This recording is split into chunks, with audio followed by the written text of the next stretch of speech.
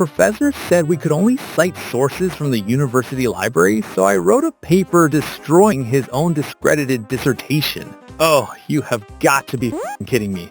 Only sources from the library? Bro, what year is this? 1905? Do I need to bring a lantern and a quill to class too? But destroying his own dissertation? Ooh, that's spicy.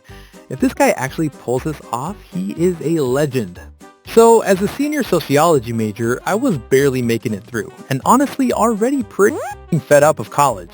It gets worse when I have to deal with the shittiest kind of professors there are. We all know the type. The ones who think their class is the most important thing happening on planet Earth.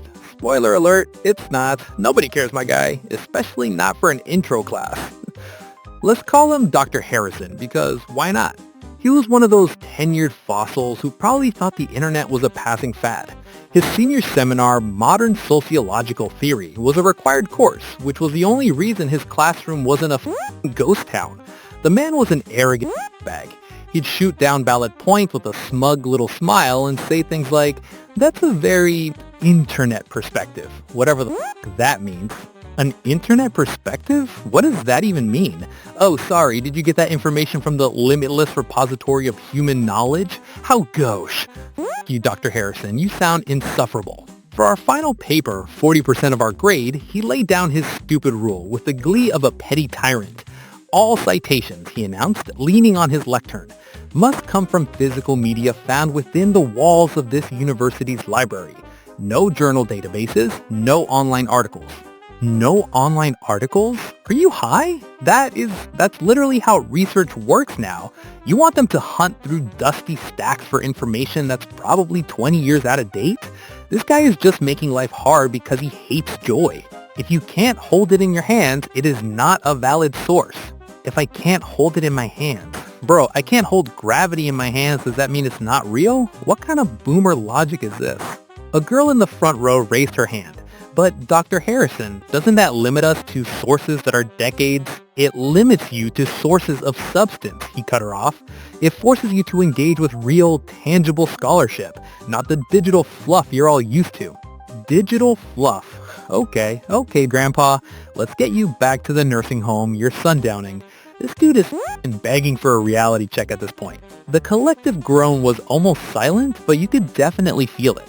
This was going to be a nightmare. I spent a miserable weekend in the dusty library stacks. Every book on my topic was ancient and mostly irrelevant. My paper was going to be and there was nothing I could do about it. See, this is what happens. You force people to use garbage sources, you get garbage papers. It's not even substance. The moldy, dusty paper would have just been a huge disappointment. It was late on a Sunday night and I was about to give up. On a total whim though, I went to the library's old card catalog computer and typed in Harrison's name. I figured, what the hell? Maybe he wrote a book I could use. Maybe with that arrogance, he's somewhat justified. No book, but there was something else. His doctoral dissertation, submitted in 1985, a thick, bound volume sitting in the deep archives. It was technically physical media found within the walls of the university's library. Oh my god, he found the holy grail of bullshit. It's in the library anyways, it definitely counts. Guys, do you see where this is going? Please tell me it sucks. Please tell me his dissertation is trash. It was a perfectly valid source. I requested it from the archives and an hour later I was holding this dense, possibly forgotten paper in my hands. The title was something ridiculously long and academic. I took it back to my dorm not expecting much, but holy it was bad. It was bad. Yes! I knew it! It's always the loud ones who have nothing to say. How bad are we talking? I'm talking laughably bad. His methodology was a joke. His conclusions were based on a measly sample size of like 12 people. 12? 12 people? How is that even a valid sample size? 12 is like literally just a dinner party. You can't base a doctoral thesis on 12 random dudes you found on the street. Bro, he's a fraud. He made these huge sweeping claims that were backed by nothing but his own obvious bias. I can't even imagine how he got away with that. Out of sheer curiosity, I broke his rule for a second, then Googled the dissertation. Bingo! A handful of articles from the early 90s popped up, all referencing his paper as a case study in flawed methodology, and an example of confirmation bias. One even called his conclusions academically irresponsible. His entire dissertation had been professionally dragged through the mud and discredited years ago. Academically irresponsible. Damn, that's probably the nerd equivalent of getting curb stomped. So this guy is demanding sources of substance while his own work is literally a cautionary tale. The hypocrisy is insane. But the physical copy, it was still sitting on my desk. A certified Harrison-approved source. A terrible idea began to form in my mind. It was absolutely beautiful. I scrapped my old topic. My new paper title was, I kid you not, a critical re-examination of Harrison's foundational thesis. The balls on this kid. Critical re-examination.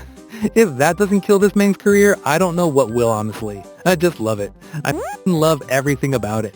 I know it's going to stir some up, but I'm already too invested in this plan. For the next 2 weeks, I worked like a man possessed. For real. I probably had at most a 4-hour sleep at night. Not sure how many years I cut short in my life for this, but I wrote the most respectful and polite, but absolutely brutal academic diss of his life's work.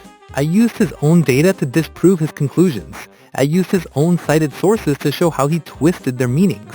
Every single paragraph was a detailed crafted jab, and every single paragraph cited one source and one source only. Harrison G. 1985. One source, just him, beating him to death with his own words. This is art, a legit career assassination. It was perfect. I followed his stupid rule to the letter.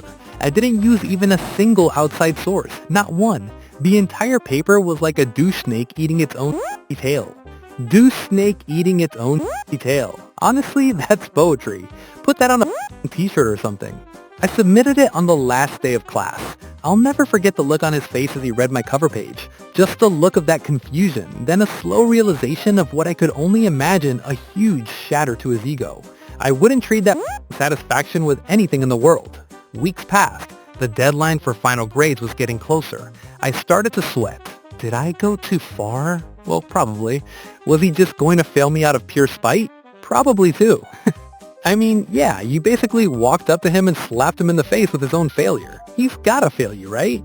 There's no way his ego can take that. The day grades were posted, I logged into the student portal with my heart pounding. I clicked on modern sociological theory. I got an A. F***ing A. No way. An A? Get the f*** out. He actually gave it to him? I mean, that's actually smart, not gonna lie. Imagine if you were to fail OP and suddenly things escalated to the dean or whatever. Yeah, that's smart. No email, no comment in the gradebook, just a simple, perfect A. He couldn't touch me.